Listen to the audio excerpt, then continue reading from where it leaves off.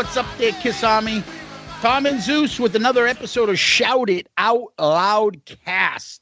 Episode 63.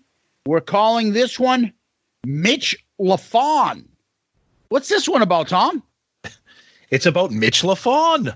What's going on, buddy? What's going on? How are you enjoying your social distancing this week? Oh, trying to social distance myself from myself. It's very hard when you're so attractive, you know? Oh, it's brutal, man. It's nothing going on. Oh. Yeah, it's been tough. Work, thankfully, I'm self-employed. I run my own shop. I can continue to work, whether it's from home or the office. That hasn't affected me, but it's like a ghost town sometimes driving into the office. Yeah, I mean, I'm lucky enough right now with my position. I'm allowed to have a little bit of flexibility. Some at home, some in the office with limited stuff. But I mean, my ride to work today there was like nobody on the road. You're driving by these shopping plazas. I mean, other than the supermarkets where people are friggin' shooting each other up for toilet paper like The Walking Dead. That's what I feel like. I feel like it's the part where what's his name is on his horse, just waking out of the coma, and then walking on his horse. And he's like, "Where the fuck is everybody?" Back when Walking Dead was good. Yeah, too bad. Oh, it's crazy. I know. I mean, everybody's experienced the same thing. It's just very, very bizarre. But we're here to bring some exciting Shout It Out Loudcast Kiss stuff, as usual. Yeah, and we've had a lot. When I say a lot, I mean a lot of social media action going on. It's been a little bit overwhelming trying to keep up with it all. We've had a very good week for the podcast. A lot of interaction, some with, some big names out there, some with our favorite, our listeners and people that we interact with. And you guys are just as important, obviously, as anyone else. And it's just been a lot of fun.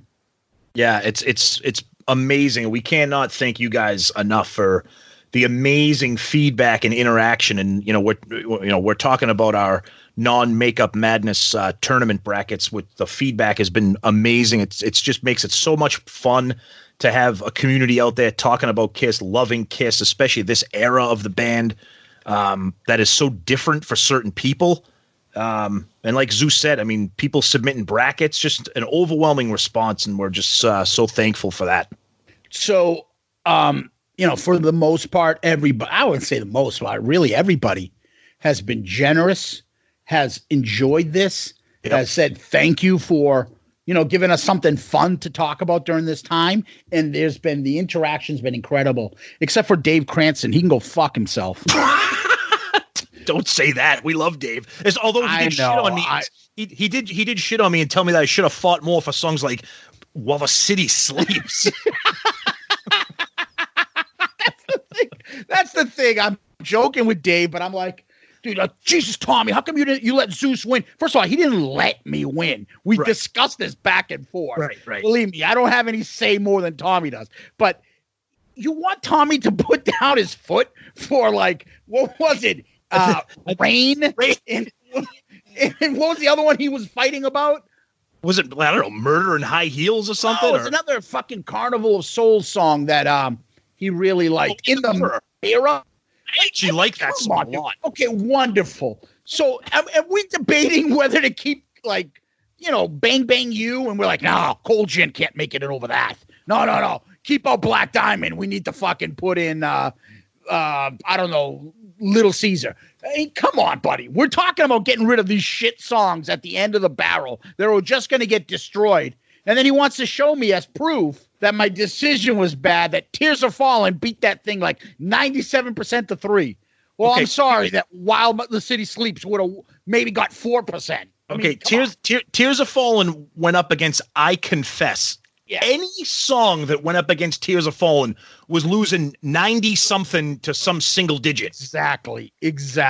So, we didn't pick hey, let's put this song against While the City Sleeps. What we did is we put the songs in order as what the 16th. Yeah. And then we just said, okay, every other one will be like, okay, that'll go in that bracket. That'll go in that bracket. That'll go in that bracket. We didn't even realize what it would be going up against. No. Because believe me, there were a couple that I'm like, oh, dude, these are two great songs. And one of them is out in the first round. Yep. It so happens to be. And then you got two shit songs, I think.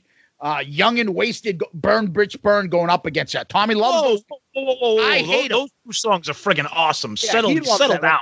Yeah, that's my point. He loves that shit. I don't. And I'm like, you got two great songs going up against each other, and then you got two shit songs. Or then you got stuff on the other side as well, you can kind of say, that you're like, holy fuck, how did these two like end up bad? I'll Fight Hell to Hold You and God Gave Rock and Roll. They both should be fucking thrown out.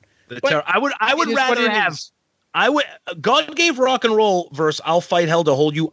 I would rather have taken Dave's advice and put Rain against While the City Sleeps in that friggin' bracket. Because both of those songs this is what we said this last week. These brackets were made not on our personal preference, but what we think the consensus Kiss fan would be. And again, and we thank Dave very much for the interaction, the retweets. Absolutely. It's great. It's obviously we're having a good time with Dave because he's a fan of the show and he's a fan of the brackets. But I think what Zeus said is interesting because I think it highlights the fact that we say it all the time. This non-makeup era is polarizing for a lot of people. I mean, there's a lot of stuff that people are very, very passionate about that people are like, holy shit, how can you have this song here? Like perfect example for me, Reason to Live, number 2. And on the 8th day, number 15, I voted for on the 8th day because I think Reason to Live is a terrible song.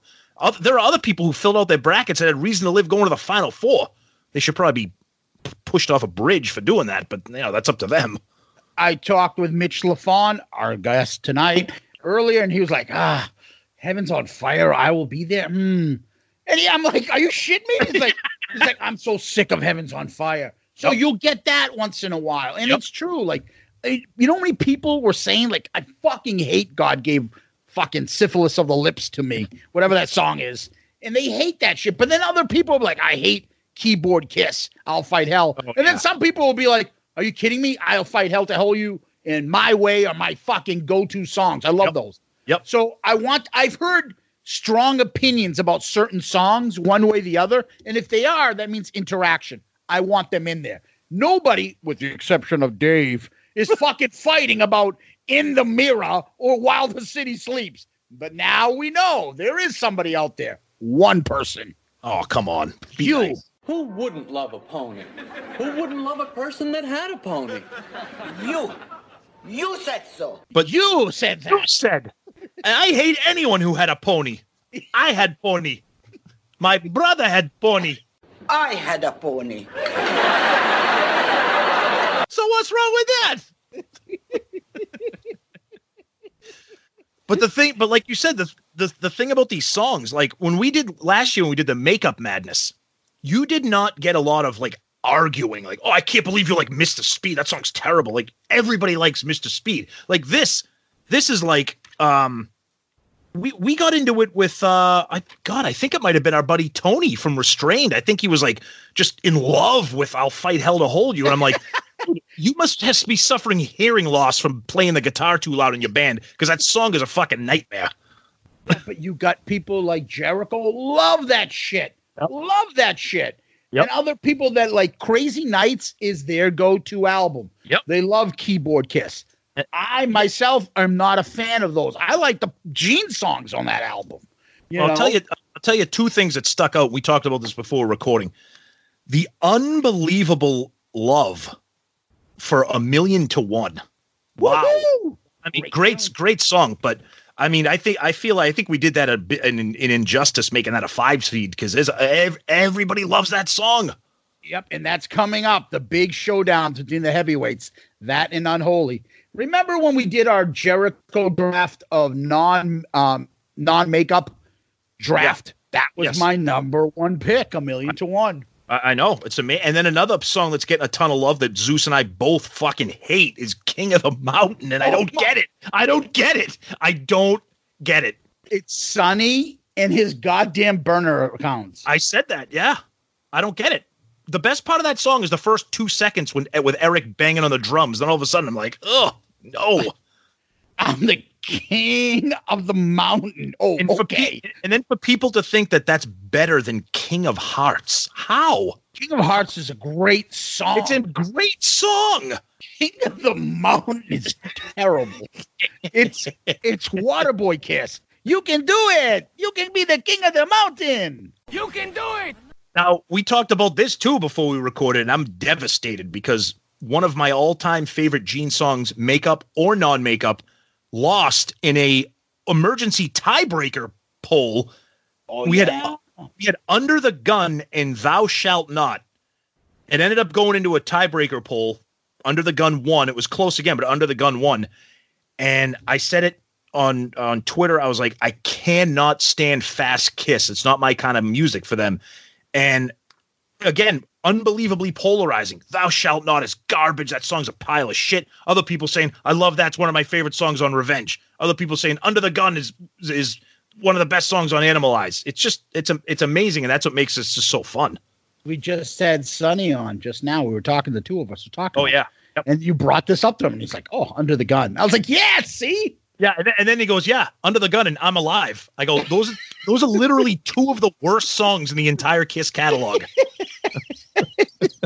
Did you notice I'm Alive didn't even make the fucking bracket? So the NIT fucking bracket, which we'll do after this, the fucking Mark St. John NIT tournament. The shit sandwich tournament. Oh, don't bring up Tony Smith and his shit sandwich. Oh, God, I forgot. Speaking of that, so Tony comes out of the woodworks and puts another shit fucking comment in our profile. Did you see it? In our friend of the show, who will be making more appearances soon, Kara, the Kiss Cabana clothes consultant, fucking sends me a screenshot of it. And she's like, look at this. I'm like, don't get me started on our good friend Tony. He's got a shit fetish. I don't know what it is. He has a fetish about shit. Everything's a shit sandwich. Hey, talk about these two songs and it's a shit sandwich. Hey, talk about his clothes being a shit like, dude, I'm getting a little concerned about you and this love for shit. I love it. He's a mess. He's got, I think it was him. I'm trying to pull up. I wish I had this prepared, but I thought it was him on our Facebook page or something. He said, yeah, with all the toilet paper issues going on. Yeah, that was it. He goes, I'm not gonna something about the toilet paper. He goes, yeah, I'm just gonna remain full of shit. That was it. Well, that's what Kara. Yeah. That's what Kara sent me, and I'm like, oh my god. Oh my god. That's Tony. That's him. God bless him. God bless you, babe. Wish you luck in the future. I love it. Oh my god. God bless us all, huh? God bless you, babe. Okay, Wish you luck in the future. Say your prayer. Thank you. Okay, see you later, fruitcake. Okay, bye. Yeah. So anything else you want to talk about with the brackets? I mean, we still got a lot of action going. It's going to get us through these tough times here with all the lockdown. It's a lot of fun. Yep. But I will tell you, as I was talking to Tom earlier about this stuff, here we are. I want to give a special thank you to friend of the show, Mr. Chris Jericho. Obviously everyone knows we're big fans of his, and but here is a guy, and we've said this before, that is about all over, social media, his podcast, king of wrestling right now. I think he just won Wrestler of the Year award by the fans. Okay. Wrestler of the Year award. He's reinvented himself. His intro is the best around when they come out in Judas and then they stop the music and then the crowd sings the rest of the Judas. Yep. He's supposed to be a heel and they're not supposed to be singing a song, but they do it and they love him. He's got the podcast. He's got wrestling. He's now today going back into the studio. Of course, he's got his 80s Kiss Paul Stanley shirt on, doing some more tunes with Fozzy to prepare. He's got his band. He's got books. He's done movies, TV shows. He's all over the place. Yet he found time to send that stuff over and get Bruce on there. And so my favorite thing is that earlier in the week, I sent this over to him. He's like, hey, remind me to get this thing on in about, in an hour or so, because I'll post it. And I'm like, okay. And so I send it over to him. And then he writes to me, where's this? And this was the funniest part. he says to me after I send him the reminder about the poll and everything like that. The tournament poll, when it starts, he writes back to me, I got a big surprise for you. And I'm in the middle of something at the office, so I wasn't even looking at my phone. I go back to my phone later and I see it. I'm just like, oh, what's that? Because I still had clients in the office. He just writes, "It's a surprise, Dumbo. Wait for it." I'm like, Dumbo? What? I'm like, so the funniest thing is, I text Tom. I'm like, dude, I just got fucking made fun of by Jericho. I'm like, it's a fucking compliment. Like, oh man. You realize now what you've done to yourself. No, I mean, he's calling me a dummy. I don't. No. I'm saying our fucking psychopath listeners are now going to send fucking Dumbo gifts your way now. Fuck. So anyway, so he sends me that. Later on this evening, I'm on my phone, and then bing, I get an email, and I get the Gmail account on my phone, and it shows up. And what is the email? Bruce Kulick. I'm like, holy fuck. I'm just about to text Tommy, right? I'm just about to text Tommy, and I get a text right before I can text Tommy. As soon as Bruce put it up, got the email. Ha, ha, ha. How fucking great is that? And that was from Jericho. Unbelievable. Dude, what a guy. He knew how fucking psyched would be. And then when Bruce puts up his poll, he says, yeah, Chris kind of nudged me to do this and stuff, and it'd be a lot of fun. Yeah, he went out of his way to say, do this. Give it to Bruce. And then the lovely Lisa, his wife, was kind enough to put it on as well. Yep. Like the KISS community, people like Jericho, people like Bruce and his lovely wife, Lisa, we can't thank you enough. And then in addition to that, and it gets even better. So we send out other stuff to other people, and especially like our guest tonight, Mitch jumps on and helps us out. And then all of a sudden, we also reached out to somebody else that we're fans of. It's like 4 a.m. in the Eastern Coast time, right? I roll over, I'm half asleep. I'm still fucking wired from the day's events. And I look over and I'm getting DMs from Carrie Stevens, the lovely Eric Carr's girlfriend, Carrie Stevens, right? Yep. I'm like, dude, am I dreaming? I am fucking sending messages back and forth with her like 3, 4 in the morning. Yep. And I know all you dirty little fucking minds out there going, yeah, just believe me. I was thinking the same thing. Like, is this a fucking dream? It's 3, 4 in the morning. And Carrie Stevens like, hey, how do I put up these posts? And I'm like, I don't care. I'm just imagining you typing this. Keep going, you know?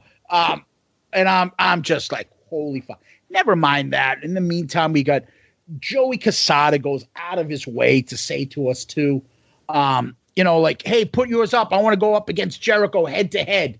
And he challenges Chris. Jericho even tagged Paul and Gene, although we know they weren't going to get involved, but we would love to. That's not going to happen. It's just a one big, happy, fun KISS community. Yeah, it's amazing. And like Zeus said, to have those people involved in this, to think that's something that we just came up with as like, hey, it's March Madness. We did it last year. Let's do it again. There is no real March Madness. And if you're on social media, you know that everybody's doing different brackets out there. There's all kinds of crazy ones out there. But to see actual members, to see people like Bruce Kulick, who is part of half of this, or 75 or 80% of this bracket, to see him participate in it, post it on his social medias. It's humbling. It's exciting. And it just shows you just like the power of how amazing KISS and the fandom is. It's just, we can't thank everybody enough. It's been awesome. Absolutely. And it's just, that's why people love Bruce Kulick. Yep. Class act. That's why people love Chris Jericho. Class act. All the way through. Carrie Stevens, Mitch Lafon, Joey Casada. By the way, Joey, as I texted him early today, I finally finished, Tom, his lengthy book, which is absolutely excellent. I'm still plowing through it. I'm behind. Joey, I'll have my book report for you ready and soon. And I've had the greatest part about reading his book along the way is like I had like this, almost like this mentor ahead, tell him, holy shit, I just got through chapter 6. Did you really do this? He's like, yeah, this and that. And you hear the inside. Then I talk about this. I'm like, God damn it, you motherfucker. This is the second time you've made me cry. Oh, and he's like, I know this and that. And and then back and forth. That's how much I loved his book. And I'm not saying this to you because he's a friend of the show. I'm saying this to you guys because it's true. You guys will love his book. It's great. It is really good. I had the luxury and pleasure of being able to have that interaction, that personal connection where I can talk to him directly about what I just read. And I will tell you, he's very interactive. You guys read his book and you see something you like and you want to tell him about it, catch him on social media. He'll be talking to you. He's that type of person. Yep. It's a very inspiring book. Start with the Dream. There is the online version's out. You can there's like lots of coupons and stuff like that you can get the free version of it online. But I recommend Start with the Dream. I can't say enough great things about it. It's awesome. But that's neither here nor there. Tom, anything else you want to add? No, I'm still plowing through the book. I haven't had as much time to get through it, but what I have read, it's amazing. I can't wait to finish it, and hopefully we can have Joey on here and talk about the book. So we're excited for that too. Absolutely. So let's anything going on in Kiss World? No, unfortunately, no, but we are recording on March 19th, Thursday, and today is the 45th anniversary of one of the all-time greats, and that is Dress to Kill. And we put it on our social medias to honor that day. Kiss has put out a bunch of really cool items. Any vinyl collectors out there, they've put out a special 45th anniversary edition red colored vinyl, couple collector's item, couple T-shirts, little, keepsake little things you can get on Kiss's official website. So check that out. Everybody loves Dress to Kill. And if you're new to the show, go way back into our episode catalog where we review Dress to Kill. Episode 8. That's right. Yep. Because we both love that album, and that was a good one for sure. Other than that, the music world is just not existent right now. It's a shame. There's nothing going on, but we know why. No tour, no news, no nothing. And hopefully that changes very soon, we hope. Yep. All right. So with that being said, Tom, I don't know about you, but when I'm feeling sexy, I really like to put the X in sex. Well, it's your lucky day, and it's also our listeners' lucky day because we got something to share with them. Free stuff is awesome, but free stuff to spice up your bedroom is even better. Select any one item for 50% off, and then everyone's favorite website, adamandeve.com, loads on the free stuff. Offer code Loudcast at checkout. Get 10 tantalizing free gifts. A sexy item for him, a special gift for her, and a third item you'll both enjoy, and 6 free spicy movies. Plus free shipping. That is Loudcast at adamandeve.com. God damn, Zeus. What is the special code? Special what? The special code is Loudcast. Loudcast. And that is adamandeve.com. I know our fans out there know that website. I'm not going to name names, but I'm sure you guys have earned reward points probably from shopping on that site. Go there, check it out. Loudcast. Offer promo code. Wow. That's new and exciting. Absolutely. We're here for that, baby. We know what our fans like. And our fans are pervs. So I can tell you that because each morning I screenshot some of the shit I see when I have insomnia, and I'm going through our feed and I see half of our fucking feed is porn, which I don't know how that shows up on Twitter. It's because I can see it because of our followers. That's pretty bad. We know who you are out there, Bobby Joe. And and I'm like, what the fuck is this? So I'll screenshot it and then text it to the group text and be like, hey guys, good morning to you. This is what I see first thing in the morning. And people are like, what the fuck? Well, Like, it's perfect timing to have an ad read with a promo code for a place like Adam and Eve, because half of the 80s 90s non-makeup madness Kiss songs would be perfect there. Bang bang you, let's put the X in sex, read my body. I mean, come on, there's so much going on here. Spit, the better the bigger the cushion, the better the pushing. Most definitely. I mean, it's perfect timing. So check them out, baby. AdamandEve.com, promo code Loudcast. Awesome. So now let's set this thing up. We got a chance to meet our guest, and that is Mitch Lafon, the host and of Rock Talk with Mitch Lafon. And we got to meet him at the Manchester Kiss show earlier this year. Couldn't be nicer. Went out of his way to be gracious, met with us, took a photo, talked with us for a bit, and we asked if he would be kind enough to join us someday, and he said he would. And he took the time out of his day to give us an interview in his busy schedule, and we were able to get that interview, and we did that on Monday. So while we did this on Monday, Tom, we're just going to play the interview right now. Anything else you want to say before we get to the interview? Nope. It was a lot of fun, and we thank him for that. So we hope you guys enjoy this. And here it is. So we want to welcome a very special guest, a favorite of ours, Mr. Mitch Lafon from the excellent podcast that we all hope you're listening to, Rock Talk with Mitch Lafon. Mitch, welcome to Shout It Out Loudcast. Thank you so much for taking some time in your busy schedule to join us.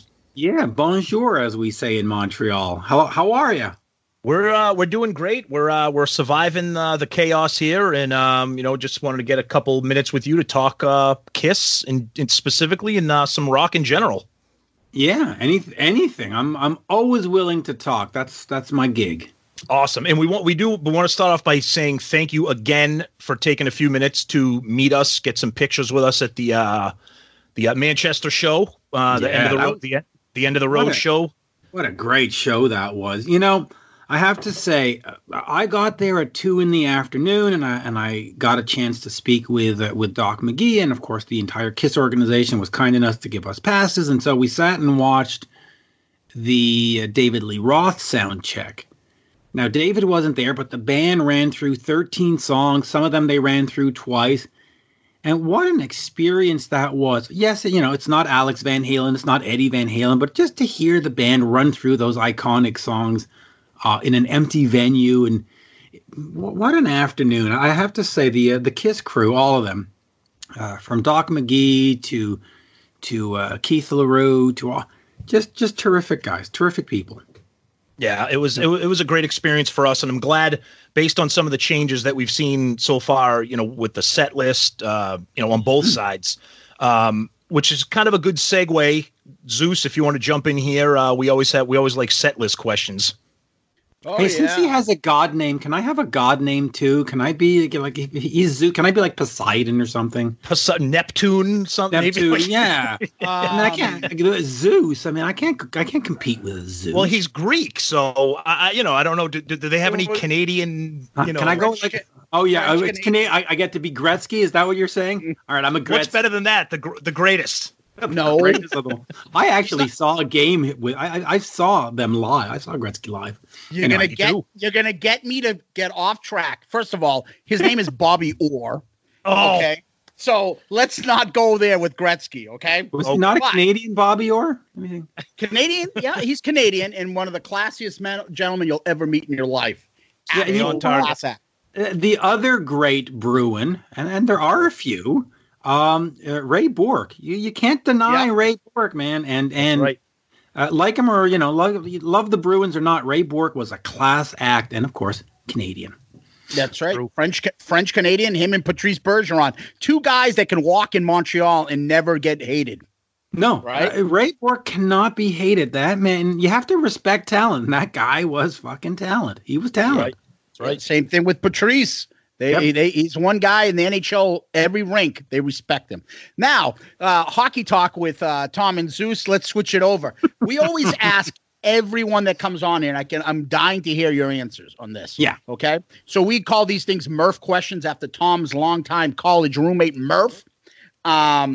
So favorite Kiss member? Ace Frehley. Okay. Did not see that coming, buddy. Me but neither. That's good. Favorite Kiss song this week? Hey, favorite Kiss song this week. You know what? The one that I have stuck in my head for no particular reason is Tomorrow from Unmasked. Oh yeah. Can we disconnect right now? I love that on. album and I love that song. Zeus hates it. I love the Gene songs on that album. I don't like the fall songs. I Okay. don't know. I mean, listen, I'm not sure if I would qualify it as my favorite Kiss song, but for the last couple of days, I've had it stuck in my head. It's a catchy song.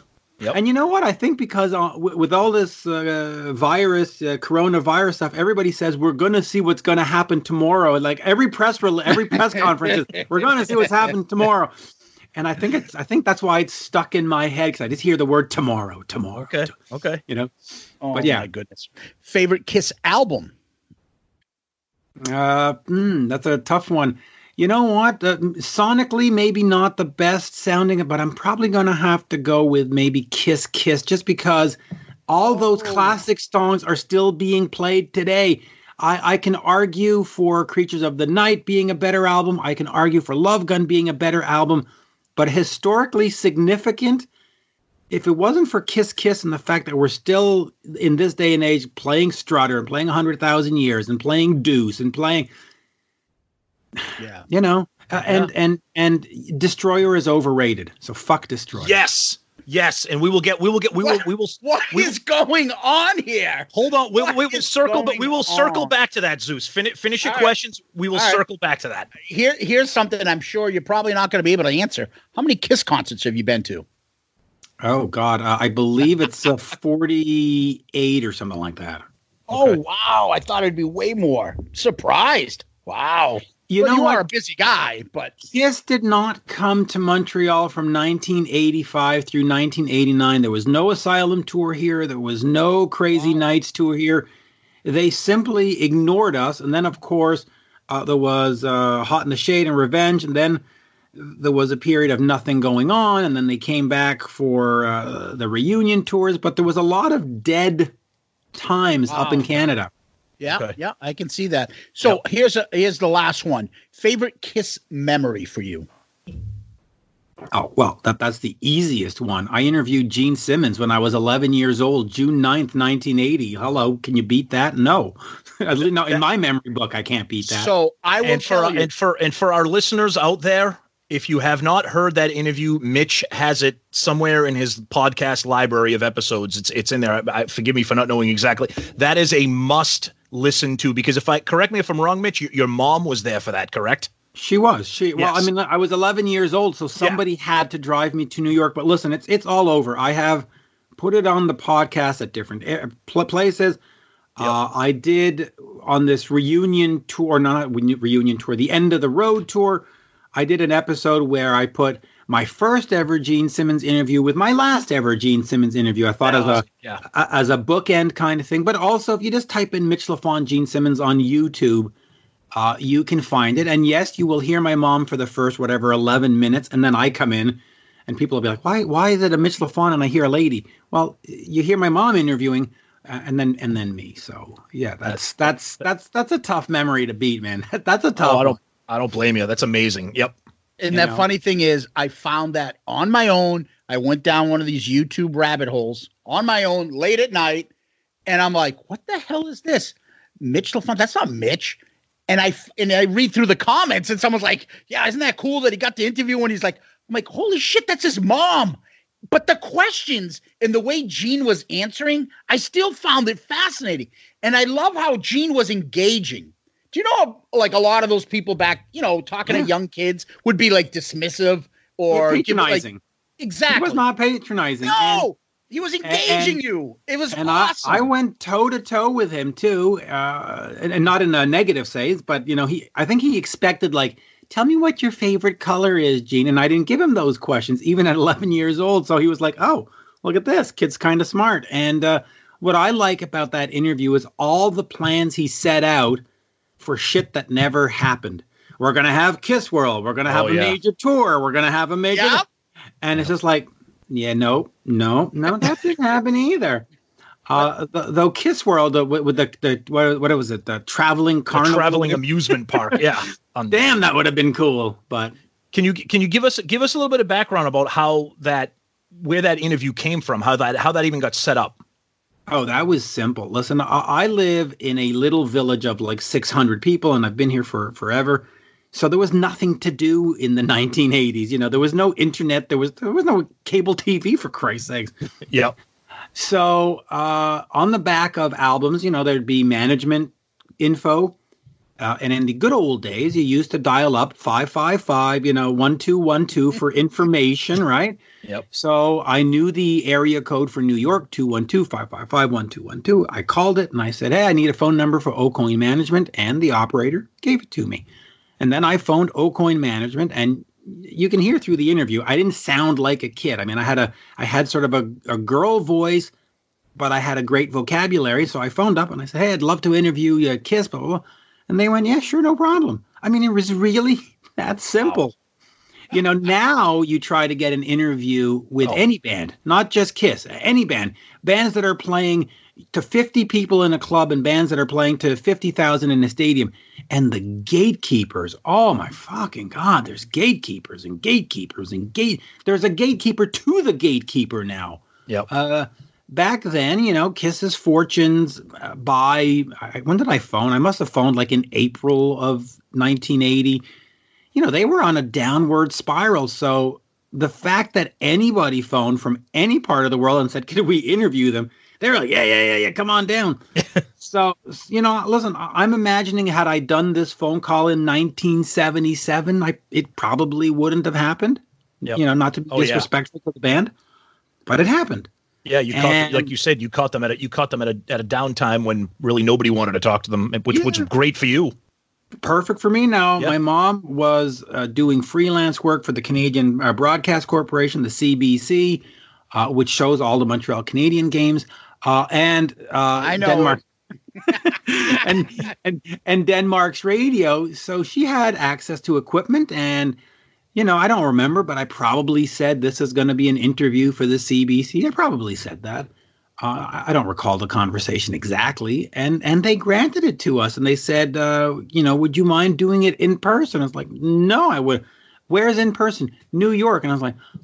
Well, that's going to be a bit of a hassle to get to. And listen, to her credit, I convinced my mom to drive me 7.5 hours to New York City to sit and meet Kiss for 20 minutes. So that's amazing. That is amazing.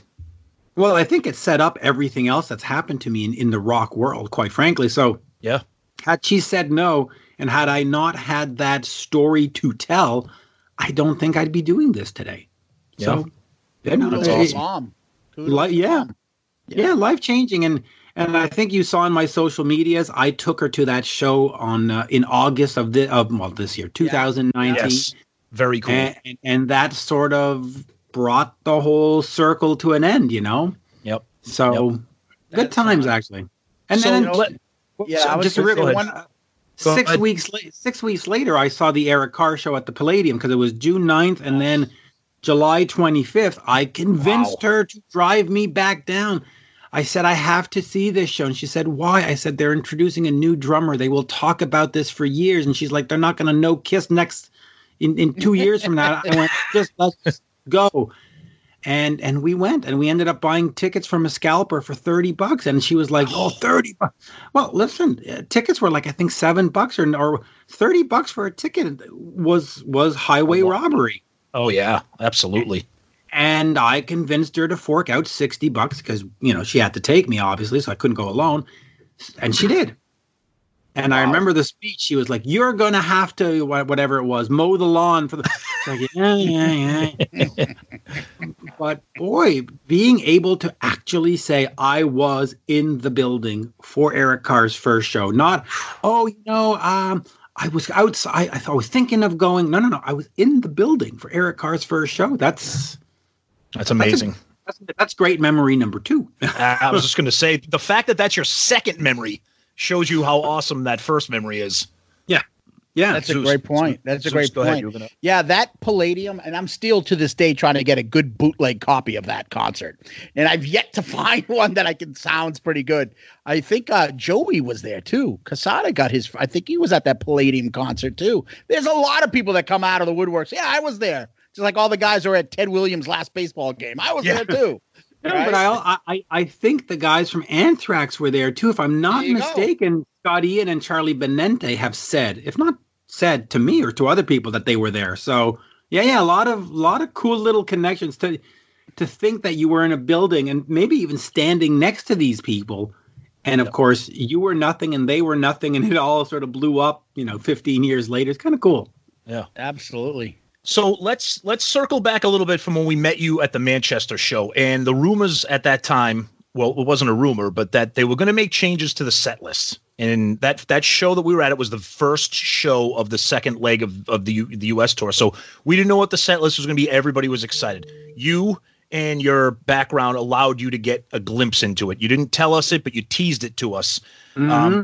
I was thrilled with the Parasite edition, which recently has been removed from the set list. I was thrilled with the Tears of Falling edition and the removal of Let Me Go Rock and Roll. And now Let Me Go Rock and Roll is back in and Tears of Falling is out. We want your thoughts. People hear us talk about it enough, about the set list and about the concept of Kiss being willing to make changes to the set list, but making small changes instead of pulling out. We know that there are a certain list of songs that are never going to come out of the set list, and every fan understands that. But Paul is on record as saying, if we play this song, people are going to go to the bathroom, or they're going to be looking at one another saying, I don't know this song, when he knows that's not true.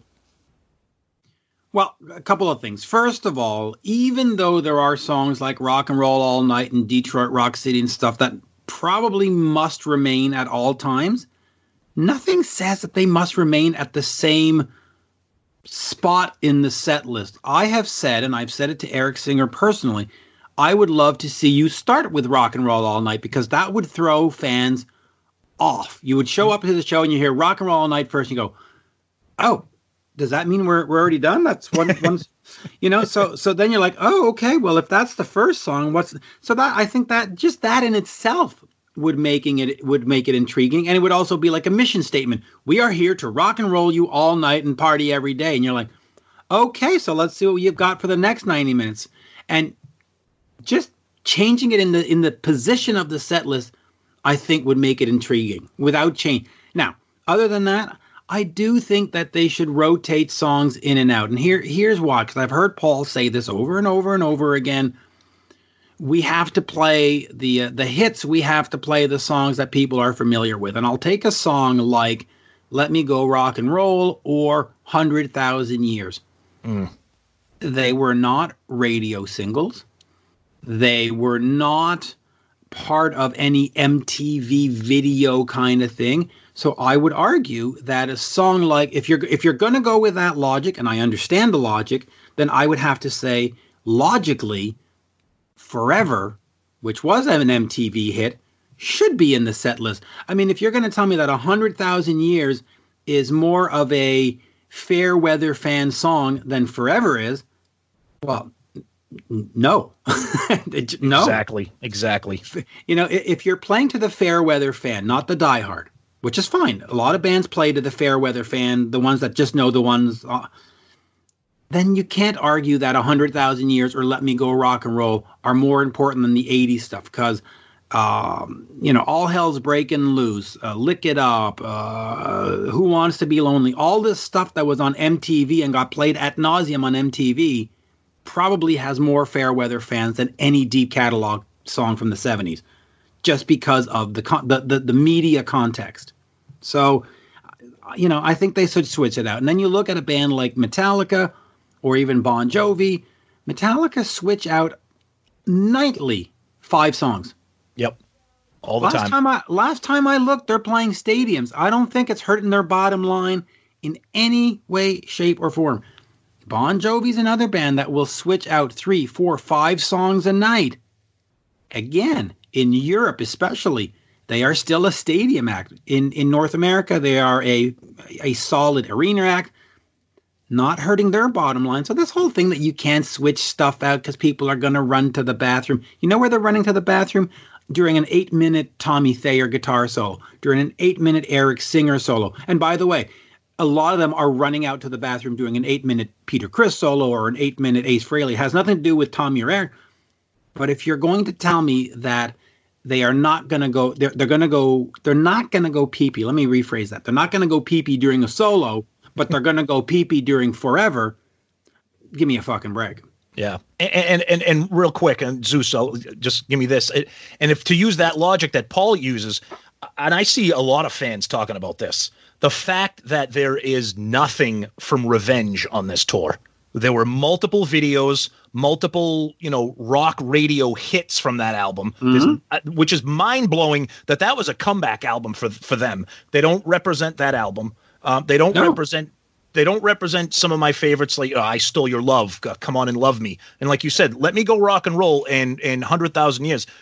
To us, those are hits. Those are common man songs. Yes. But to the people that Paul claims is at these shows, those are deep cuts or borderline, mid-level cuts. So they're deep cuts. Listen, if I take my wife to the show, she's not a Kiss fan. She will say, "Oh, I know Forever. I think I know that." She will not have a clue what 100,000 Years is. Yep. And so if you're playing the fair weather fan card, you can't play the fair weather fan card with Let Me Go Rock and Roll and 100. You can't. You can't. So, Yeah, it's funny because when I went to the bathroom when 100,000 Years came on, because I knew the solo was coming up. That's exactly when I went. Oh yeah, I am a prime guitar solo P man. I've got that down to a science, and drum solos. I've got it down to a science. Yep. Now the bathroom there was destroyed by somebody, but from throwing up all over the place. But that's when I decided to go. I want to switch to one thing I want to get out before I know our time is limited. So one of the things that I wanted to bring up because we respect. We still got about 25 minutes. Perfect. Okay. Great. I want to, I always want to bring this up with people that are, especially in your line of work, what you do, and you're a respected journalist, and people know your stuff about rock. Now, what is your feeling? Because this is a pet peeve of mine, and our listeners know that I bitch about this all the time. What are your feelings when you hear Fake Ace and Cheater Chris? I don't think that's fair to them, and I will tell you exactly why. If Gene Simmons or Paul Stanley came to Mitch Lafon and said, "Hey, we need you to put on this costume and hop on the stage," I would have done it in a New York minute. And if they came to you or any of your listeners and said, "We're going to give you $150,000 a year," or whatever they're getting paid, to hop on that stage, but you got to, every single one would have. And anybody that tells you that, "Oh no, I wouldn't want to stand on a stage with Paul," they're fucking lying. They are lying. And so, if it wasn't Tommy doing it, they would have hired, Bobby. And if Bobby wasn't doing it, they would have hired Jimmy. So there is absolutely nothing wrong with them doing it because that's a job. And, at jobs, you wear a uniform. And when you're at McDonald's, it's a little brown thing with a hat. When you're in Kiss, it's makeup. I don't bemoan the fact they are doing what they needed to do to survive in the business. So more power to them. And I would have done it. No question. Do you go ahead, Zeus? Check out? Because, we're going to bring this up because we always do on our show. So Eddie Trunk, somebody dubbed Stewart, I don't know who, but says he checked out as soon as those guys went in. It's not Kiss. It's not for me. Is that something? So I know Tommy and Peter, people can say, Tommy and Eric can say, I understand they did it. It's a job. That's fine. What about to the fans? Do you believe that Kiss is disrespecting the fan, like Paul and Gene, by putting them in there with the makeup on and sometimes mimicking Ace's moves or some of his songs or the space shooting the guitar out, you know, things like that. What is your thoughts on that as far as the fans are concerned? They are absolutely not in my opinion, they are not disrespecting anyone. It is like saying to me, is putting Tuukka Rask in a Bruins jersey disrespecting Jerry Cheevers? No. You know, it's a team. Do the Bruins stop playing because Raymond Bourque has retired? Do the Yankees do the Yankees have to change their uniform because Babe Ruth has moved on? I mean, it's silly. Kiss is a brand. This is the face that they sell, and they should have every right to sell that face as it is. I mean, it just is.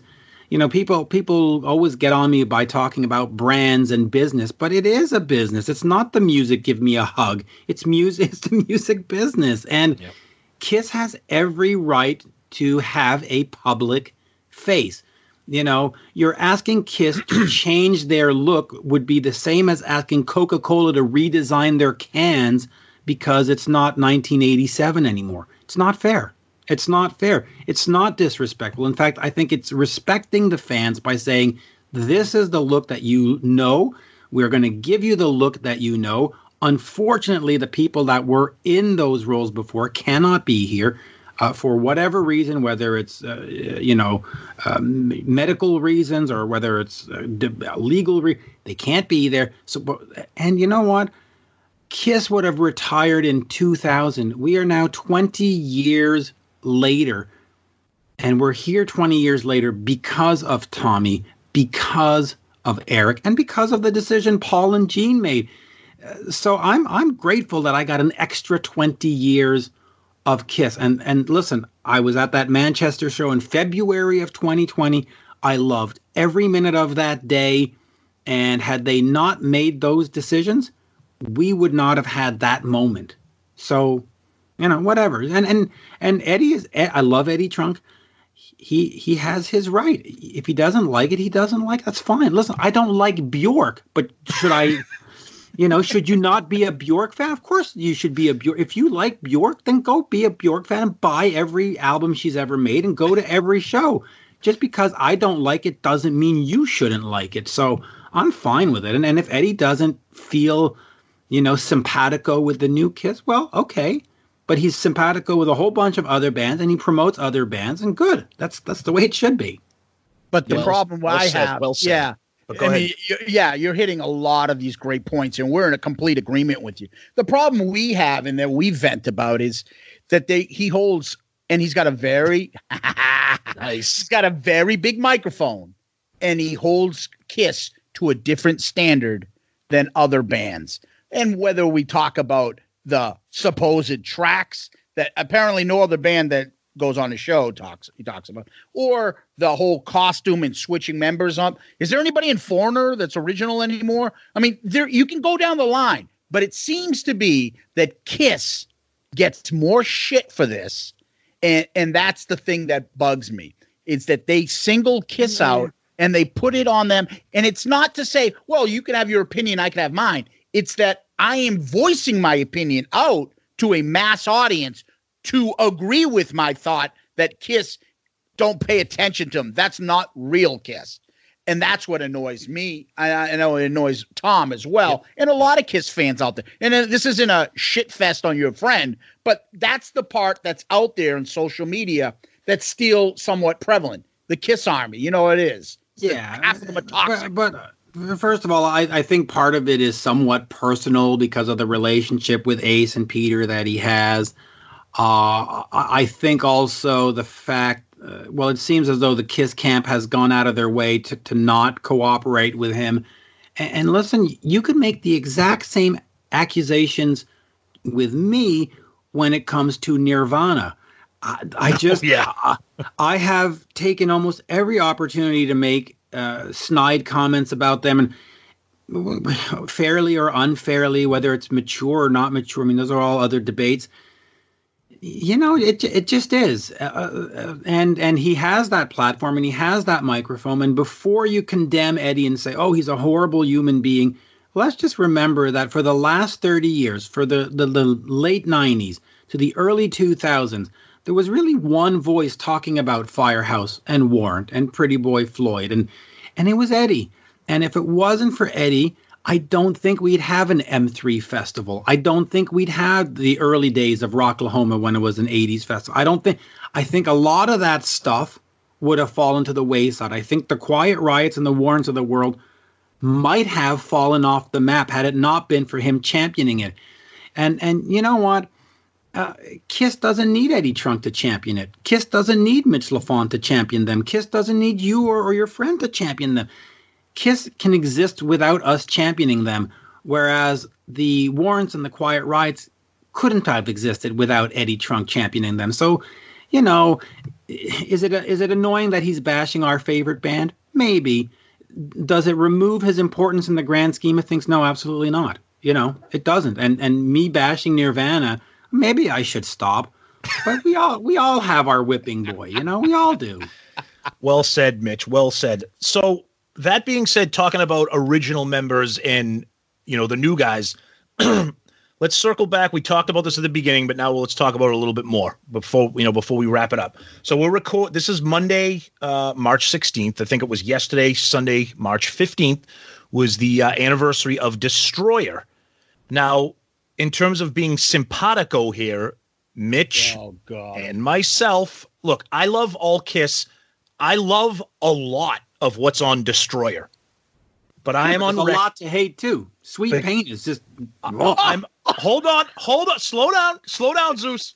Great Expectations is just fucking garbage from I'm on record as saying it's a tremendously overrated album because it's top heavy with hits.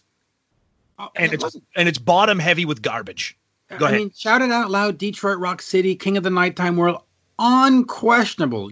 Some of the best stuff they've ever done. But what I've always said about Bob Ezrin, and it's funny because I did another show with another bunch of people, I always find that Bob Ezrin makes Bob Ezrin solo albums, and it's like Destroyer as performed by Kiss. Welcome to My Nightmare. You know, Bob Ezrin's Welcome to My Nightmare as performed by Alice Cooper. He injects so much of his personality that it deviates from what these bands are. And he brings in so many ghost musicians. You know, you look at the history of Kiss and you hear Ace say, well, I didn't know they brought in Dick Wagner. And you hear Peter Criss go, well, Bob Ezrin wanted to bring in. And then you look at Alice Cooper. Well, the band, I think he brings in a lot of discontentment, which leads to these eventual breakups and stuff.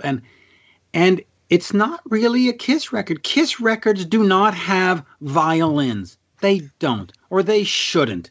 Is it a great experimental? Oh yeah, great. I don't want Kiss to experiment. You too can go experiment. Madonna can go experiment. Kiss should just plug in 4 guys and play. Is that sort of pedestrian way to see the band? Maybe. But I think you're right, Mitch, and I think the band agrees with you. Because they acknowledge what Destroyer did for their career and what Beth did for their career, but they agree with you because their next album was Eddie Kramer, plug in and do Rock and Roll Over. They knew that. They recognized what Destroyer did for them as a band and for their career, but they also realized what it did to some diehard listeners that were like, wait a minute, I don't want to hear a calliope at the end of whatever Flaming Youth. But let's go even further. Then they try to experiment a little bit on Dynasty with the disco beats and the disco rhythm. And then they go into the Unmasked era. And then they go into the Elder with the whole. And you know what they do to save their career? They get 2 Creatures and they plug in and play. Now, there's 87 different guys plugging in and playing. Okay, great. I'll give you that. But they get back to bass, drums, guitar, vocal. Fuck it. Let's go. And all the other albums where their career sort of went down the hill is where they started. Unmasked, had they taken out the keyboards and rocked it up, probably more respected. The Elder, had they gotten away from this whole concept thing and just plugged in and play and just made, I and what was it, Don't Run or whatever, more rock, we probably wouldn't be having this discussion. So every time they've experimented, it has led to a significant drop-off in fan followers. You can argue it all you want, but the facts are there. After Dynasty, the tour didn't sell. After Unmasked, nothing sold. After The Elder, fuck it, we got to take off the makeup. So, and even Revenge. You talked about Revenge before. They started getting all cutesy with the power ballads and the forevers, and it started going downhill again. And then Revenge, guess what? Plug in and play. That's what Kiss should be. They should just be plug in and play. None of this other stuff. Zeus, go ahead, defend your album. All I'm going to say is that first 3 opening songs, I don't know. I can't think of any other album, rock, anything for 3 songs in a row, especially opening. Better 3 songs than Detroit Rock City, King of the Nighttime World, and God of Thunder. Nothing's going to beat that. And I like Sweet Pain. Not a big fan of Flaming Youth or Great Expectations, but it's still there. Oh, yeah. Flaming Youth, the mythical godly song, which is fucking awful. Yeah, you know what? Go ahead. Detroit Rock City and King of the Nighttime World would all be better if there wasn't all the fake car crash. If they just you put the record down and the first thing you hear is da na na na na na instead of how much better would that be? Can you imagine being at a Kiss show and they run the tape just before with all the you'd be sitting there going, all right, car crash. Could you just fucking play the song? Like Metallica does that before one in concerts. Yeah. They play the and I sit there and I go, all right, bombs. Can you just fucking play the Yeah. Can you imagine how boring a Kiss show would be if they actually ran the sound effect tape before these songs? You'd want to kill yourself. Big fan of Bob Ezrin. Are you now, huh? No. Oh, man. No, listen. I love Bob. He makes great records, but I will keep saying it, and I will repeat it till the day I die. He makes great Bob Ezrin solo records, and he gets these different bands to play on them.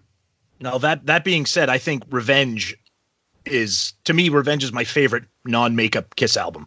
Because I think that's one of the few Bob Ezrin albums that really isn't Bob Ezrin'd up, like Destroyer, like The Elder, like Welcome to My Nightmare or whatever. I think it's a plug in and play rock album. I think, right. There's a couple little things, like that little breakdown in I Just Wanna, that's a little where I was.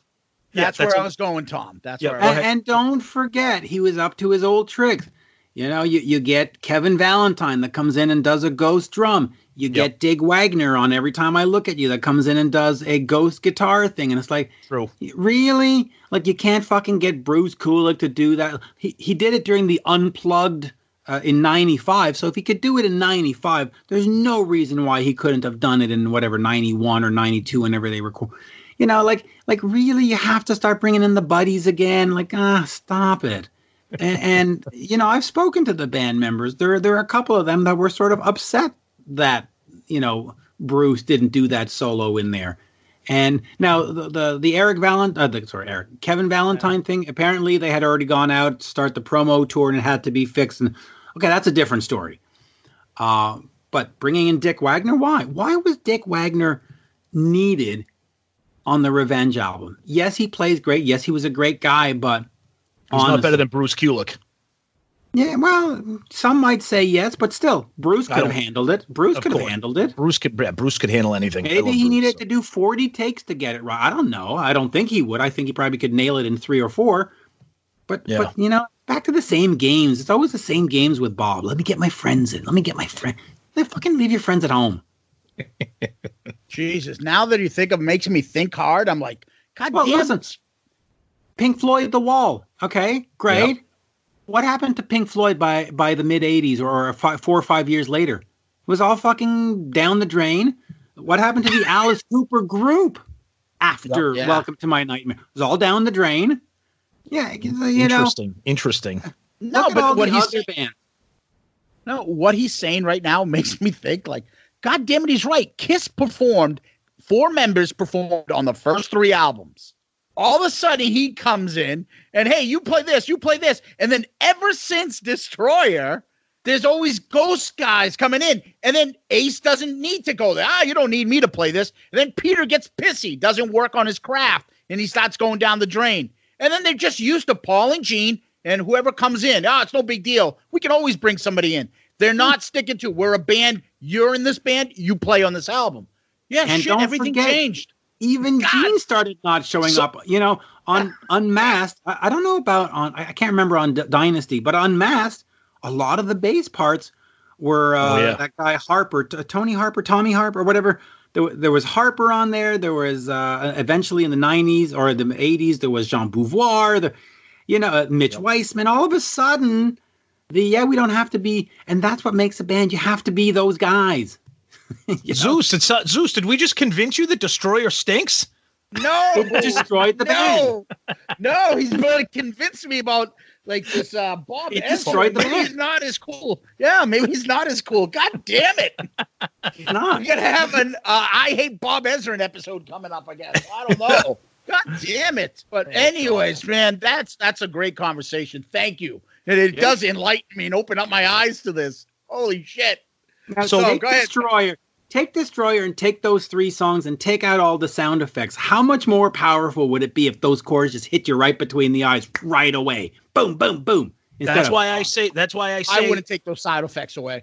God of Thunder with whatever he has with his little kids there makes that so awesome. Whatever he did, that spookiness, that effect, those chains rattling the back, whatever that noise is, that makes it awesome. I like the live version too, and there's the studio version. I like the live version. The studio version, Detroit Rock City, where it builds up, and then the car crash, and then it goes into King of the Nighttime World. All right, but the live version's different. We have 2 versions. I'm not gonna criticize his style. I love the album, but I prefer all the greatest hits versions of Detroit Rock City because it's just a song. So before we let you go, Mitch, and thank you so much for the time that you've given us. Yeah. Can you tell us? Can you give us any sneak peeks about anything that you may have in the burner, Kiss related, or anything that's going on? Any more shows or anything that might be coming up? Interviews or anything that you can talk about? Well, listen, I've been trying for ever since the beginning of the year to get an actual Kiss interview, and it was supposed to happen, and then we had a time and all that set up, and then the publicist that set it up left the publicity plays, so then it fell through because I would send emails and then nothing came back, and then I finally got a return email that says, please note that I have left this thing as of this date. And it's just like, oh God, I gotta fucking start the whole process. So there was supposed to be a Kiss interview. It didn't happen. I am hoping to get to the Atlantic City show in August. But as we speak, listen, the Canadian border is shut down. Yeah, that just happened today. Yep. Can't leave the country, or if I can, I can't come back. Yep. They are now talking of, Trump was just talking about how things aren't going to be normalized till August. So who knows if travel is going to happen? Who knows if the tour is going to happen? I'm assuming that the tour is going to get postponed, if not canceled, or at least a leg, not the entire tour. I'm sure by, who knows? There's too many questions right now. So, and as far as interviews, nothing's going on. Why would Paul Stanley or Gene Simmons get on the phone with anybody to discuss anything Kiss related in the immediate future? There's nothing to promote. Yeah, it's true. It's an unfortunate, uncertain time for everybody, obviously in general. But like you said, the music business, the band business, the touring business, it's a tough time. Well, even the interviewing business, I get pitched bands all the time. You want to interview this, that. And my inbox this week has been completely vacant. I mean, I have one interview scheduled on Wednesday with a guy from System of the Down, but then I've got nothing scheduled for the rest of the month. Now, wow. Could I scrounge something up? Could I, call a buddy and say, hey, whatever, Jeff Pilson, can you? They probably would do it. But in terms of new content, promoting new stuff, it's pretty much shut the door. There's just... Yeah. What are you going to promote? Why are you going to get on a radio show or a podcast and promote your new tour? There's no tours. There's no tours, yeah. Even the stadium tour with Def Leppard, they have stopped so far, from what I've noticed, soliciting interviews because we don't even know if that in June is going to happen at this point. So why are you going to get on there and promote anything? So, my interview show is going to wind down at some point, not be eliminated, but I think I might end up being once every 2 weeks, once a month. Who knows? Because what are you going to promote? Right. You know, and how often are you going to get on the air and say, hey, guess what? 75 other bands have canceled their, like, you know, Right. You can't spend every moment of the day just talking about how everybody's canceling everything. But all I know is between now and April 1st, as of today, I have one interview scheduled with a member of System of a. Wow. I just hit the pause button by mistake with System. That's okay. And that's it. So. Wow. You That's crazy. You can always do a Kiss podcast. There's plenty of things to talk about there, brother. Well, yeah, listen, content-wise, you know, you have to reimagine things, and I could go on, you know, a whole hour of my favorite Cheap Trick records or my favorite, you know, do a top 20, like Eddie's doing a top 20 Judas Priest. I could do, but, you know, I'm supposed to interview rock stars. That's Yeah. that's the gig. I know. Right? I know. You know, that's sort of the gig. But anyway, luckily I have some stored up. You know, I just put up Dennis D. Young today. I've got a 2-parter with a member of Huey Lewis that I'm going to put up one part tomorrow, one part later this week. What else do I have in the? I've got the band Heavy Petting that have reunited after 30 years or what. So I've got some chestnuts in the fire or whatever. Yep. But soon I'll have nothing. Oh boy. Well, we're gonna keep still looking for you and checking you out because you know the podcast is great. The social media, we always look forward to the this day in, you know, the historical on this day. Yeah. On this day. Yes, always always good. Ask you that. I'm going to do some market research. You know, there's a lot of on this day. Sorry, I just hit all the passes over here.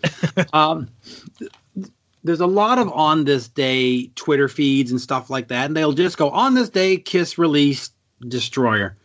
I always go that extra mile, I think, and go on this day, blah, blah, blah, and it had this favorite song, or I put in song lyrics, or...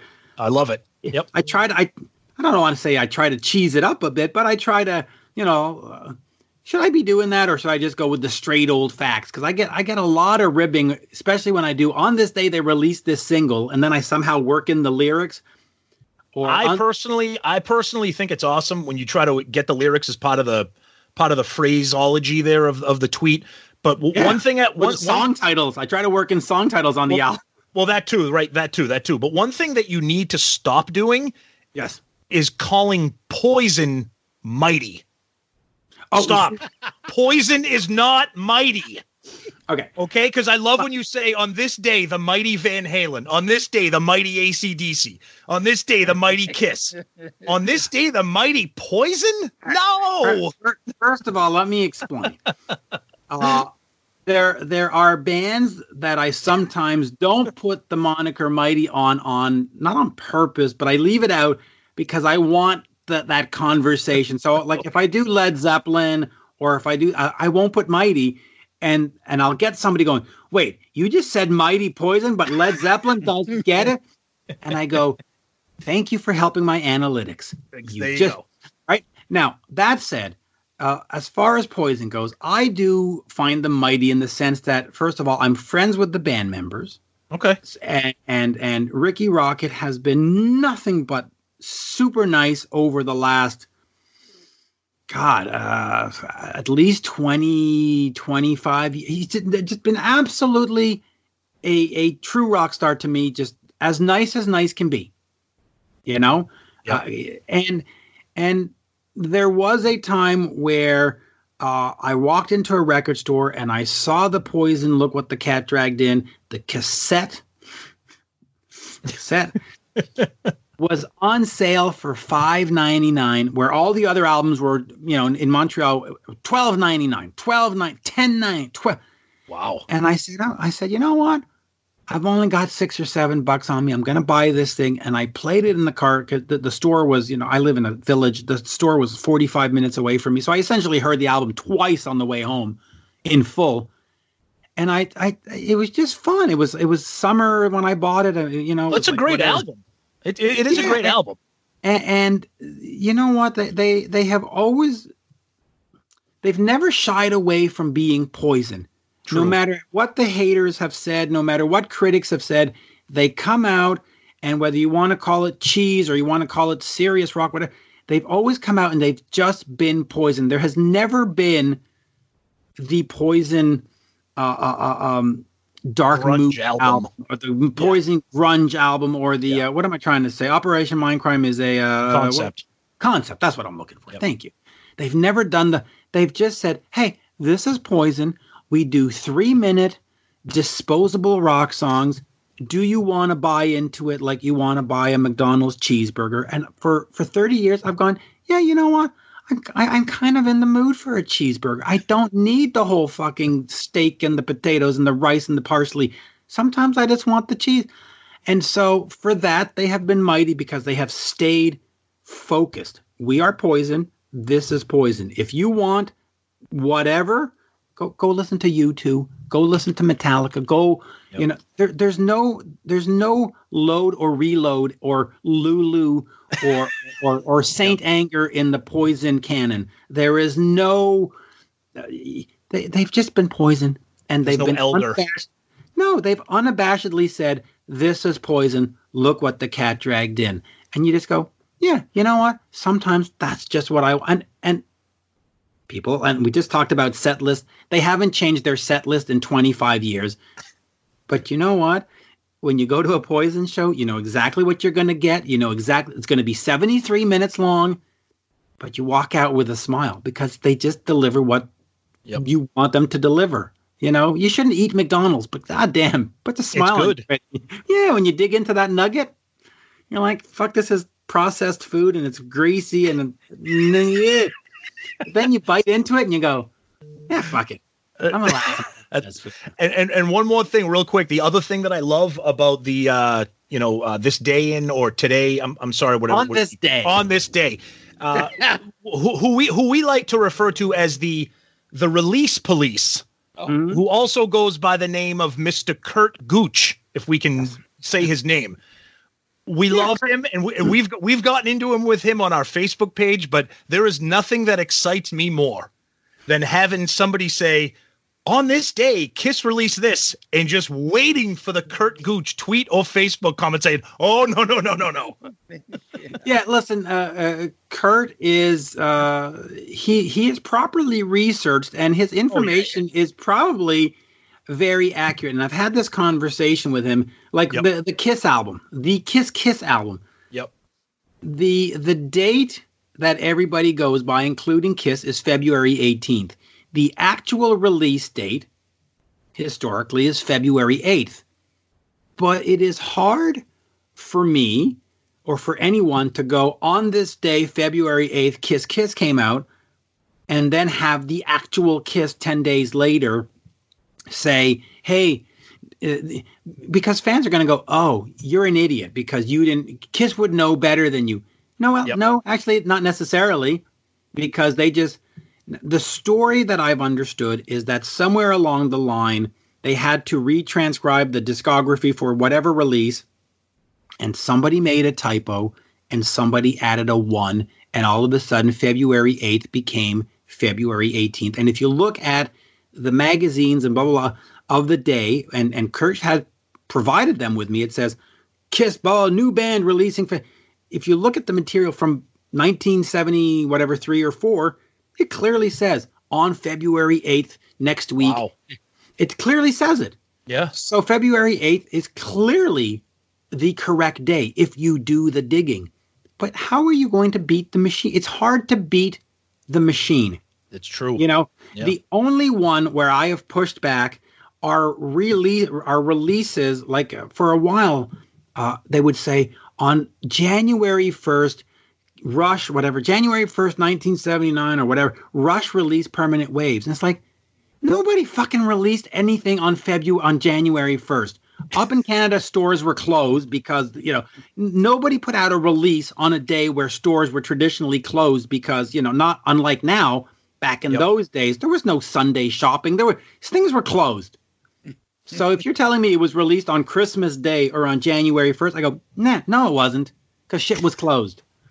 So those are the ones where I'll push back. And Rush for a long time was promoting this idea of January 1st, like, dear Rush, sore. And now you go to their website and they've gone, okay, it's January 14th.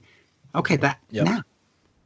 But listen, when Kiss or Led Zeppelin or the Rolling Stones or AC/DC says our album was released on this day, you got to go, well, I can either fight the machine and have every fan go, "You're a fucking idiot," or you just go, "Well, all right, I'm going to jump on."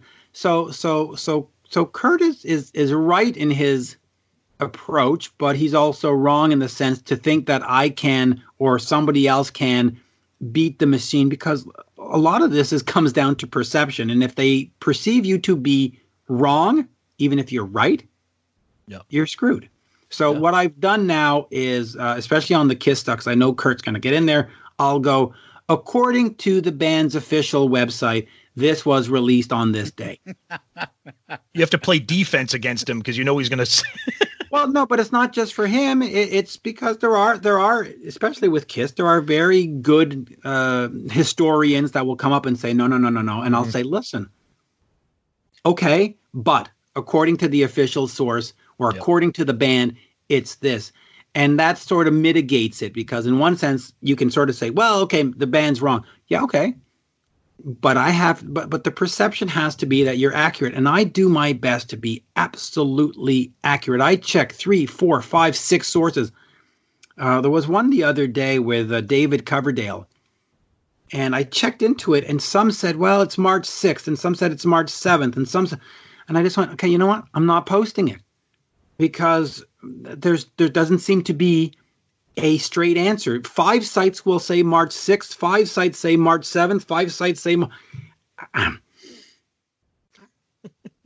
you know, so I do throw a lot of stuff aside going, I don't have an answer.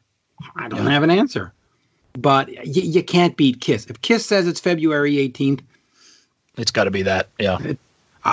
And you know, the story of the typo is probably a very legitimate story, but Kiss fans will look at that and say, "Oh, Kiss must know the." And I've had people go, "Kiss knows when they release stuff." It's like, yeah, well, you know what? Maybe not. Maybe not. You know, in fact, a lot of bands don't know, and a lot of bands don't remember. Listen, I did a Kiss tribute album in 2013, A World with Heroes. Excellent. I put that all together. Good.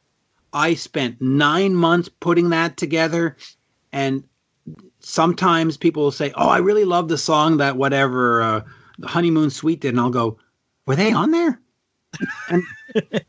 And you just forget. It's not malicious. It's not stupidity. It's sometimes you're just like, oh yeah, okay, yeah, you're right. I forgot I had them there. So, you know, and Paul's done that a lot. He'll say, oh, we're gonna play "Take Me" from Love Gun, and you go, I ain't on Love Gun. You know.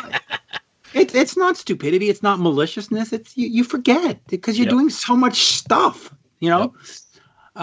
So you know. Anyway, there we are. Zeus, anything before we let Mitch go? No. I mean, it's been enlightening listening to you. I like how he does like that voice, which is like I call it like the toxic Kiss fan voice. Ooh, like when they always like just have to come back and just like, Jesus Christ, I'm never gonna win. What do you think it is? It's that. Fine, we're done. Yeah. Now go burn your Destroyer album. Yeah, that's what I'll do. But hey, Mitch. Well, go ahead. Last thing I want to add is I want to say honestly, thank you very much. You were gracious with your time. You were very kind to us when we met you in person. Thank you for coming on. And while we're in the playoffs, give me say hello from Montreal. I don't think there's going to. By the way, speaking of playoffs, the NHL announced that if they resume their season, it will be a 24 team playoff, because they're not going to finish the regular season apparently. So they're going to sort of throw a net so that the people that were in the race and could have maybe finished. Yeah, so we'll see. Maybe Montreal still has a chance. It's very, very strange. I'm thinking they're just going to cancel the whole thing. But boy, I don't know how you finish this. I know. I don't know how you finish. I think you basically have to rent out one arena and just have every game in that one arena with no fans. I honestly, I don't see any other option. You basically need to, and not Madison Square Garden, because that would put everybody in New York, which is very dangerous. You basically have to go like to the middle of Saskatchewan and find a rink that's in a village of 12 people, and basically just have every playoff game played on a neutral site and then just broadcast. That's the only, because you can't tell these teams, You're going to fly from New York to LA, New York to LA, New York to LA. Oh, now you won. Now you're going to do New York to San Jose. You can't. Yep. So it's going to have to be 24 teams in the middle of fucking Saskatchewan, trucking out to that rink on different buses on different days, never seeing each other, sanitizing the locker rooms in between games. It's the only way you can do it. You know, it's funny.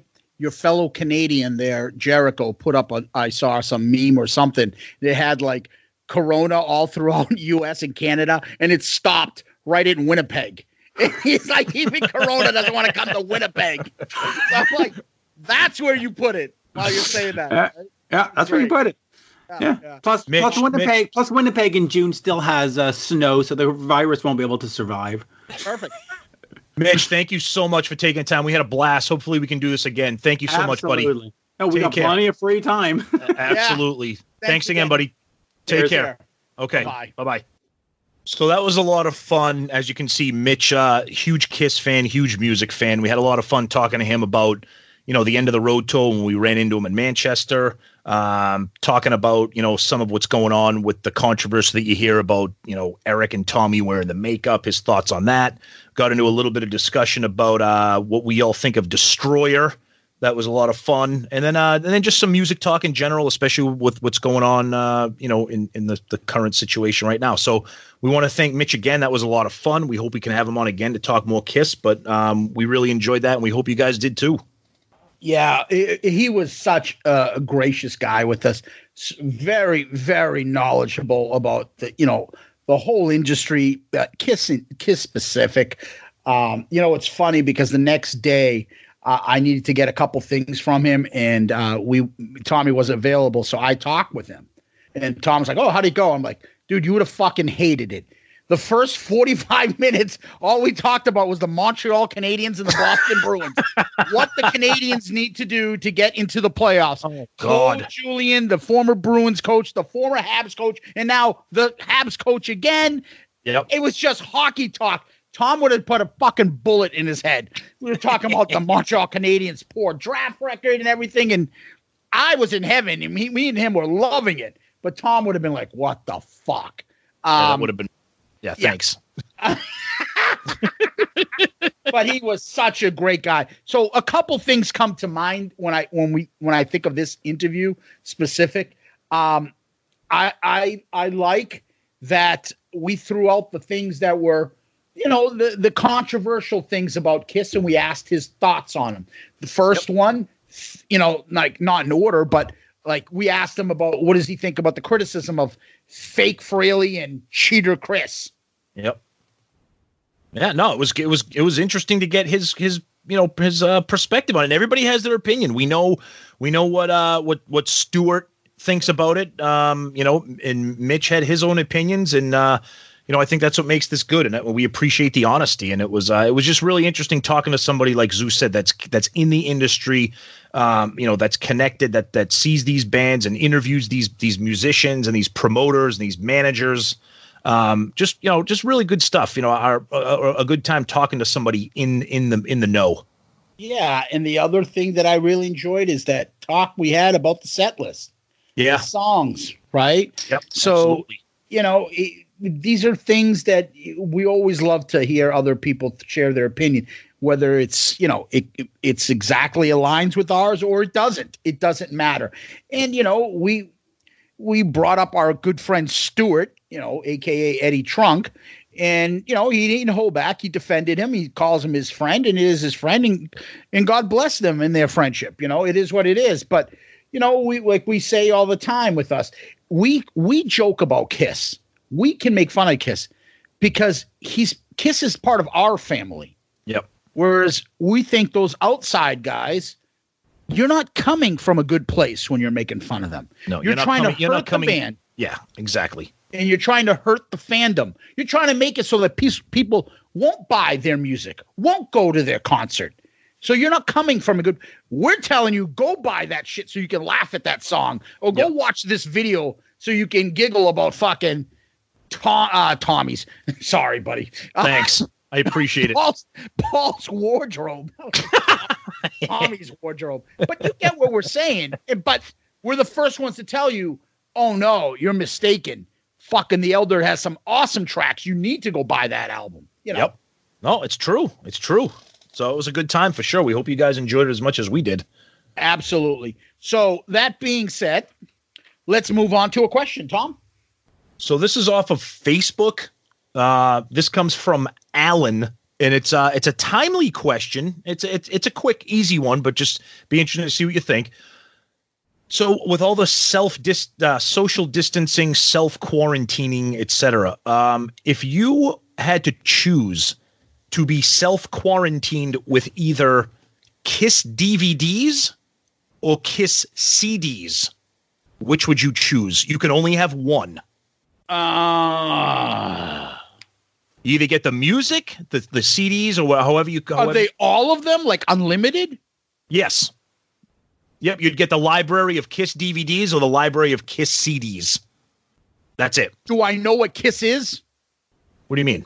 Like, am I going on an island now, having experienced Kiss? No, not an island. Right now, the governor comes down and says, you are stuck in your house for the next 14 days. You can't get out. However, I need to collect Kiss CDs. Kiss CD. Really? Okay. Yeah. See, because if I get exposed, if I get our favorite there, Extreme Close Up, Kiss Rock Nation, all that stuff, that's wonderful. But I don't get some of my favorite tracks, which I love.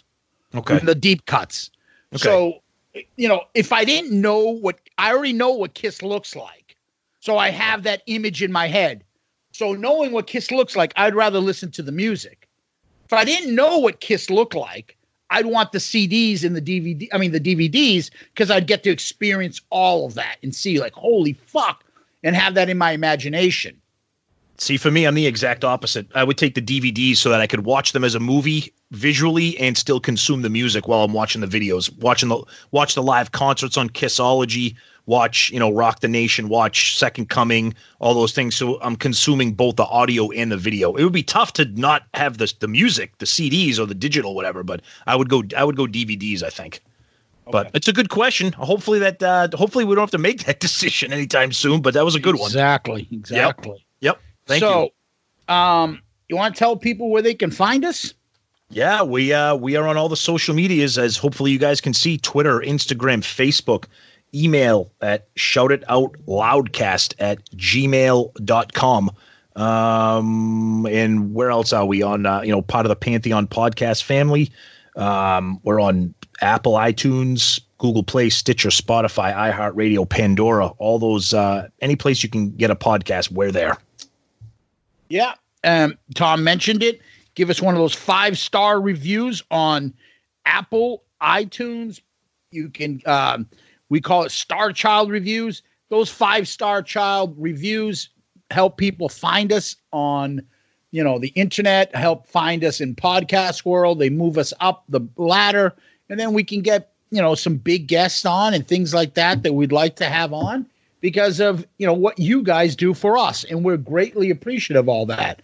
So please continue to give us those great reviews and email us. We love the emails. We have a ton of them for you today. Email us at shoutitoutloudcast@gmail.com. Shoutitoutloudcast@gmail.com. We also would like to thank our good friend Ed Spangenberg from Click Tea Shop. Ed is sponsoring this year's gift, and he will tell you what that is shortly. It's for the winner of the Kiss non-makeup Madness tournament. And thank you, Ed, for doing that. And Click Tea Shop, you can find them in all your Shout It Out Loudcast merchandise there. You can find them on Click, KLICKTEESHOP.com. Yep. And we got a couple messages, emails, etc. we want to read. We got a Facebook message we got last week. This is from Tyler Hoffman, and he says, "Just listen to you for the first time. You guys are fucking hilarious. I damn near pissed myself from laughing so hard. Good points delivered in an entertaining fashion. You fucking rock. Thanks so much." No, Tyler, thank you so much. That is awesome. Love it. Thank you so much, and welcome to the show. I was going to say bonus points, Tom, for swearing too. Exactly. Absolutely. That's what we attract. And then let's see. We got a couple of YouTube comments here. You do. This one is from Mark Stewart. Oh, I wonder if this is Eddie Trunk's YouTube name, Mark Stewart. This is from last week's episode, the Makeup Madness tournament preview. He says, "I've been trying to email you." Okay, here we go. The two best non-makeup year songs to me will always be Exciter and Unholy. Ooh, interesting. All right. Then we got a nice long one from everybody's favorite YouTube commenter, Mr. Marty White. Are you ready for this one, people? Brace yourselves. This is becoming a segment of the show, the Marty White YouTube comment. The worst. Oh, this is from last year when we talked about, we had a question about best and worst Kiss costumes. Yeah. Okay. So he says, the worst costume ever was one of Paul's after they did the Creatures celebration a few years ago. Paul kept wearing his ensemble long after the celebration was over. In case you've been able to block the image, I'll remind you. Paul had furry boots, a half shirt, and a tail. From the front, he looked like he had decent abs. But when the camera caught him from the side, you could see the abs were painted on and that his belly fat was creeping over his belt. Star Grandpa is in good shape for a guy his age, and I suspect the belly fat is from all those Brussels sprouts cooked in bacon fat. I also think the animal tail he wore was really a butt plug. Zeus might have a need for it on the cruise when he rooms with that hairy Danish giant. He can bring his own, but along with the guitars, Paul Stanley sells his for $21,000. Check out paulstanleygoodiebag.com for availability. Oh my God. Fucking no. Marty White, man. That guy's the best. No comment. Here's a great email we got. This is from Steve Warsap. Hi, Tom and Zeus. Just a word to say thanks for the best podcast I've ever heard. Ever since your induction episode, you have produced great episode after great episode. You always come up with great topics to cover and add your unique humor to each one. It is so good to hear two people not afraid to rip into the band that we all still love. Mixing in humor with facts, impressions, news, music, and your own great spin on things is so much fun. I eagerly await each new episode, and you never fail to make me smile and laugh. As a Kiss fan for over 40 years, it makes a difference from how serious some of the serious forum sites take themselves. I love all decades of Kiss and seen them more times than I can remember. And the one thing that it really pissed me off is all this Diet Kiss bollocks. So immediately I'm thinking out loud let me just finish it. Keep up the great work, guys, and thanks for all you do. Much appreciated, and thanks again. You make my weekend so much better. So immediately my thinking, Bullocks, he's from Great Britain. Yeah, he is. Yep. Steve is a great listener of the show. Loves to comment and stuff like that. But this is what makes it so much fun. I get to sit back and all my problems and issues that I've had during the work week go away because I sit down with my buddy here and we talk about Kiss like we would talk about if we met up at the bar, if we were back on our couch at Stonehill College drinking beers. This is how we would talk. Yep. Honestly, this is it. So there is no real script. We have an organizational thing that me and him talk. This is the subject. You do that part. I'll do this part. And it's just unscripted and organic. I can't say enough about how much fun this is. And, the fact that you guys can see the joy that we have. And I think our sense of humor makes us extremely unique out there amongst the many podcasts out there. Oh yeah, good one, Zeus. I like that. But no, Steve's a huge fan of the show. We interact with him very, very frequently on Twitter, especially. Good guy, huge fan. Promotes the show, interacts with the show, and we just thank him so much for an email like that with those kind words. Good to hear, Steve. Thank you. Yeah, and it's very important because there are a lot of KISS podcasts out there, but we think we fill in a niche. We're not like other KISS podcasts. We're not similar just because KISS falls under our umbrella, right. And me and Tom say this, and I think I speak for him when I say, look, you really want the best KISS podcasts out there, go listen to KST. They're the ones that we kind of always followed. We don't have the best. We don't have their knowledge. We don't. Yep. But there's some fucking Canadian knuckleheads up there. Yeah. There's some Boston knuckleheads down here, and we have a little bit of a different sense of humor, and we bring in our fucking college life and our family life and crazy stories into KISS. And, we like to have fun with this stuff. So we think we're a little bit different than podcasts out there. But you find the KISS podcast that works for you. You like something more serious and breaks it down like you're fucking in your college thesis. Go listen to a different podcast. They're out there, and you might like them. Good for you. Absolutely, yeah, and they're good.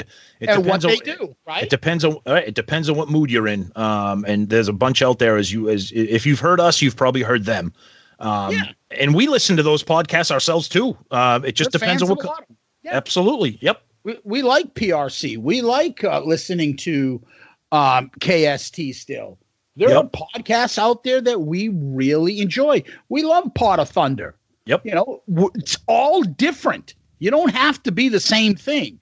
That's right. But we hope that you guys think we're different too, and you want to put us on your rotation. That's all. Now I'm off my soapbox. I'll read a couple more of these. This one is a bracket submitted to us by Gary Cap. Hey guys, attached is my bracket. I've also attached a blank bracket you can fill in, blah, blah, blah, blah. Great show. I listen every week, and you guys do a great job combining your KISS knowledge with your hilarious humor. I'm sure there are a lot of people that don't get the Jerky Boy references, but I sure forget about it. Night on town, right, Bill? What do you say, Mike? Paint the town, night on the town, right, Mike? What do you say, Bill? But I sure do, and it's terrific. Nice. Keep up the good work, guys. Gary Capoletti. Thanks, Gary. Nice job, much Gary. appreciated. Yeah, absolutely. Let's read another one. This one here is from I believe his name is where is he? George Harker. George sent this on Twitter also. Thanks for the great content. Tried not to have it work out this way, but some songs are just too good. Yeah. It's fucking some things that you gotta like I said earlier, songs that you're like, oh my God, I gotta pick between these. And then other ones you're like, I hate both of these songs. Yeah. It sucks. Yep. But that's the way it goes. Then we got an email from Mark E. Volmering. And you know who Mark is, Tom? I do. That is the defending bracket champion from last year. Yep. And he came in and filled his brackets out for this year, and he wrote himself defending champ. That's right, Mark. Sorry we couldn't remember who it was last year, but thank you very much, and we appreciate you filling another one out this year. We'll see how you do, right? Absolutely. Yeah, so then I have to do this one real quick. Kevin Jepson, fan of the show. Kevin just puts his bracket in, but the only reason I had to read this is because the title of his email says, I'm not Sonny Pooney. And what would Chris Jericho say if he saw this, Tom? Who the fuck is Sonny Pooney? Why don't we have shirts made? Hey, Ed, if you're listening to us right now, click T-Shop, make a Who the fuck is Sonny Pooney shirt. Yeah, I mean, the Sonny Pooney love out there is just a little too much for my liking sometimes. Sonny's a legend. With his asylum love. Oh God, that is true. That's a problem. Brad Rusthoven's bracket got submitted. Awesome ideas, guys, especially in lieu of the big dance this year. Thanks, Brad. We thought, we did it last year and there was a big dance. So it worked out good for all of us, right? Yep. And then one last one is Dan Burns. So fun and brutally hard. True. Guys, keep submitting your emails to us. We love them. We have a bunch more we're going to read next week. We had to put a limit to some of these emails, but we love getting the interaction with you guys. Yeah, it's awesome. I mean, it's just going to continue, and unfortunately, there's nothing else going on. So this is like the only bracket you guys are rooting for, but that's okay. We'll get through this together, and it's going to be fun. Absolutely. Finally, Tom, any famous last words? Yeah, in honor of one of my favorite songs that lost tragically in a tiebreaker to the garbage Under the Gun. Oh, well, the son of a bitch must be crazy. Telling me I'm gonna go down. I said, this ain't the Inquisition. You ain't the son of God. And I sure as hell don't give a damn. Gee, is that forever? It should be. All right, Tom. Get down. Fool around. Think of all the dues you're paying. Oh, yeah? Stand your ground. Wise up. Can't you hear me saying? That's a good song. It's a good song. And it should have beaten Thrills in the Night, and it didn't, but that's okay. What fucking difference does it make, Tom? It's true. That's true. I know. Guys, till next time, Tom, thank you. Kiss Army, thank you. Thank you, everybody out there. Pay attention to what's going on out in the world. Wash your hands. Stay inside if you can, and just let's get on with our life as soon as we can. Thank you, everybody. And as Red Fox says, one more time, You got to wash your ass. peace out, Girl Scout. Woo!